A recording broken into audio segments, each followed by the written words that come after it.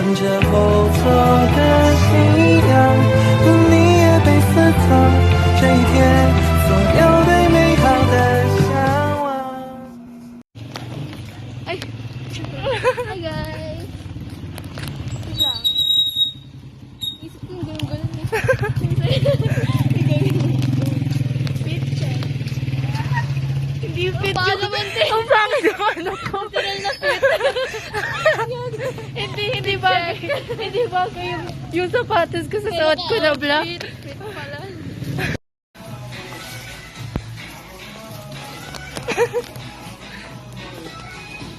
Dito kami sa school. May pang-vlog na ako. Naisip ko dito. Naisip ko dito.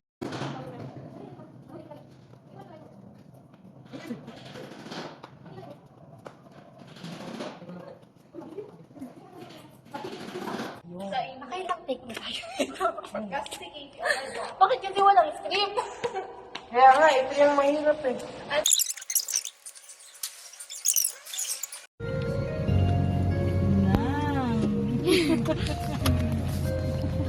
Tama ba sa bilis?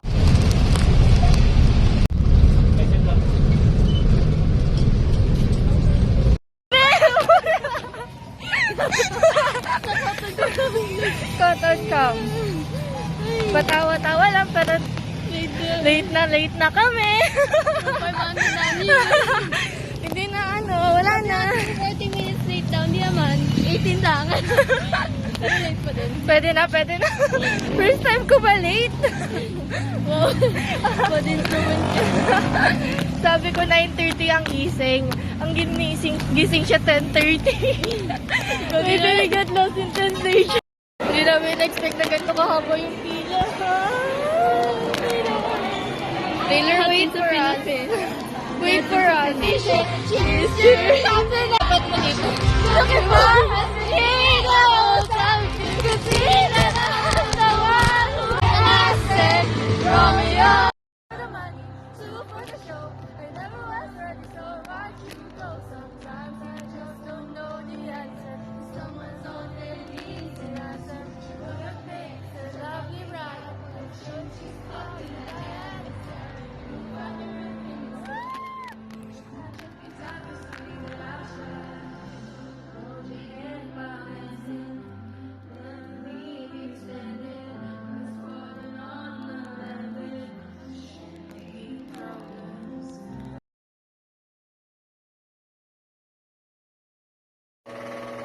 Hi! Ang init. Dapat nasa school ako ngayon kasi anong oras na? 2 o'clock na.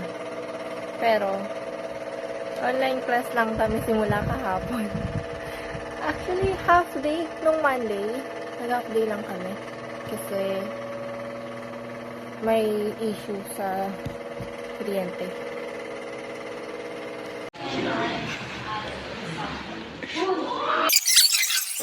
Ngayon na lang ulit ako makapag-vlog since nakalimutan mag-video. I am not very comfortable kapag nagsasalita sa harap ng camera. And I don't know why. I don't like my voice kapag nasa camera, kaya madalas lang ako magsalita. But yeah, I'll try more na magsalita sa video. But I don't think kaya ko. Ngayon pa lang, no-awkward na ako. I'm a very awkward person. Sinisipon pa yan. Wala rin naman masyadong gagawin aside sa mga activities. Wala na kaming online class. Tapos na. And open na yung laptop. Gusto ko nang pumasok. Nabuboring ako dito sa bahay. Naantok lang ako. Wala ring baon.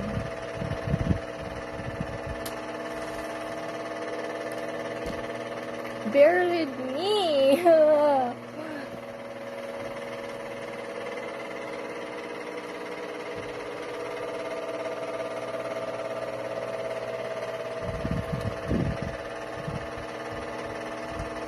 So, kakatapos Actually, hindi naman kakatapos. 1 week. Nung pagkabalik namin from long weekend, nung Monday, start na ng aming second quarter.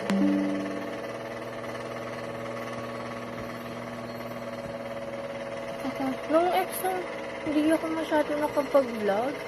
Lagi ko nakakalimutan mag-vlog. I don't know why.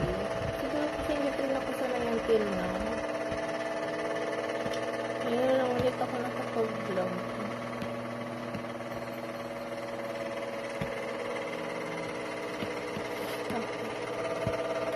Siguro ano ba pala gawin ngayon? Pakita ko lang pinagagawa ko ngayong araw. Which is mag-aral na. Sipag. Pero nangangatin ako magbasa. Nakatapos na ako ng 4 na novel. 4 na series na novel. Kakatapos ko lang kanina. Nung pang-5? Yes, pang-5. I'm currently reading the 7th series. Hindi ko kayang basahin yung 6th series kasi super sakit daw nun. Aside sa hindi naman aside, pero hindi kasi happy ending. Baka matulala ako tulad ng nangyari kay Shan.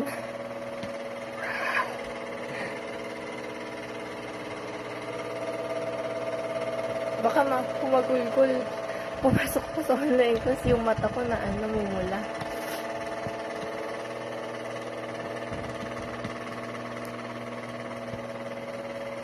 Gusto niyo ng tour? Charis. Tour dito sa taas. Makalat nga lang. Yun ang higaan. Madaming unan. Ang table. Kaso hindi ko ginagamit kasi ang init. Dito ako sa higaan. Isa lang yung kwarto namin. Makalat. And yun yung project namin nung grade 9 sa MAPE. And my wares. May painting ako dun. Pakita ko yung painting. Ay, wait. May project ako sa MAPE. Painting ng art.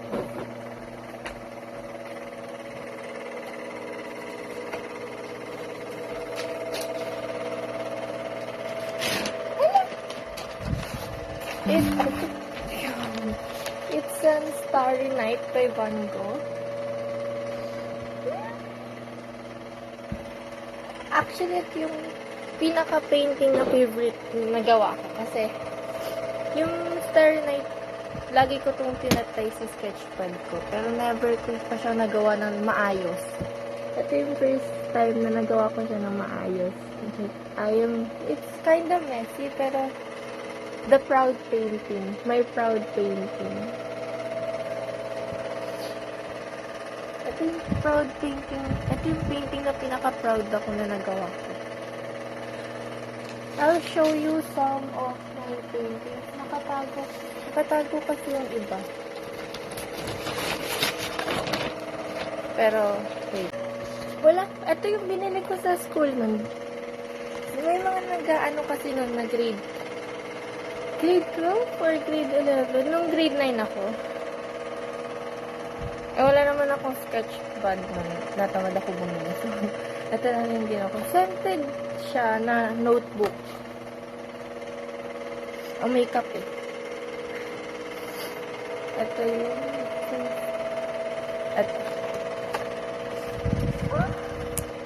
first nung yan. Then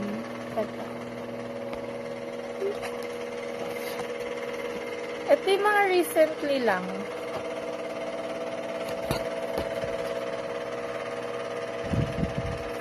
Yun lang.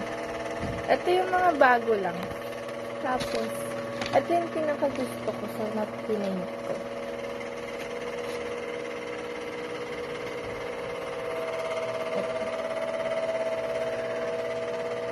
Galing siya sa gallery ko, yung pinicturan ko na sky noon.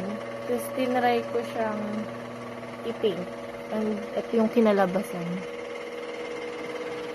This is supposed to be a wire. Kaso, hindi ko na alam kung ano nangyari. Tapos mga bahay dapat yan. Pero nagmukha siyang yung seaside sa MOA. Dito ko siya nilalagay. Diba? Ito ko lang natin. I love paintings. May canvas pa ako dito na hindi ko pa nagagamit. Pero may isang canvas ako dito na may paint na pero hindi pa natutuloy. And ito pang isa. Yung, if you know this, you know. If you know, you know. Ito yung scene sa Rapunzel. Yung nasa bangka sila, yung kumakanta na sila ng ano. I see the light moon. Basta yun. This is, ano,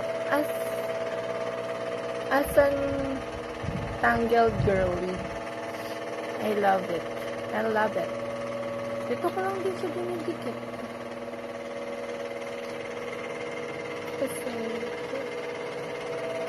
Tapos nakasabit siya doon. Next is this one. This is a typical sunset. Ito, hindi ko talaga nakalagay ko ano, kailan ko siya pinuntin. Pero, this is not my first painting. Yung first painting ko nakalagay sa box. Yun yung ginamit ko ng first na bili ng paint. Dumi-dumi na din pala ako na paint. Also, this, naka-frame siya. Nalagay ko sa frame.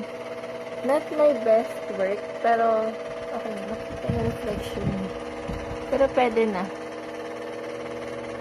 It is, ano siya, dalawang babae na nakaupo, nanonood ng sunset. Pero hindi siya masyado mahal. Siguro i-redo ko siya pag may time ako. Ito din. Ito pa, picnic. Hindi maayos yung clouds kasi may tinatry ako dyan gawin. But, yeah. Ito din. Don't mind that mata. Hindi siya masyadong, ano, pero, ano lang yan eh, clouds. Clouds, tapos may moon. Ano, moon. Kunin ko yung canvas.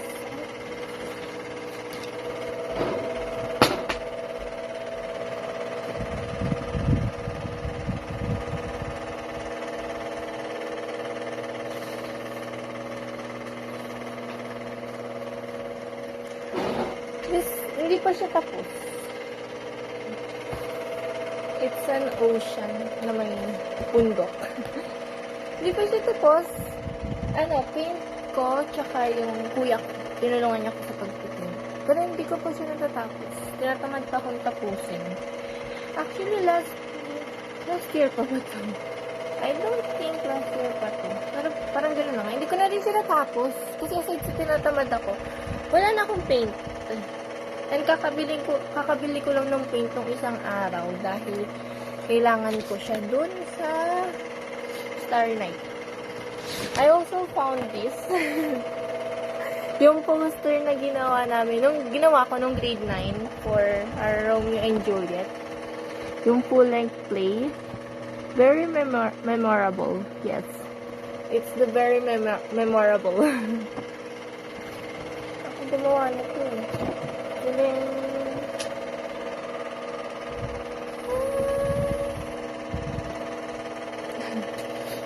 madami na din pala akong paintings. Pero, ng sketchpad, yan, dumadal na ako, hindi na ako gumawa. Wala pa siyang laman. Kasi kakabili ko lang. Pero, ito yung tinry ko yung Starry Night dito. Medyo magulo.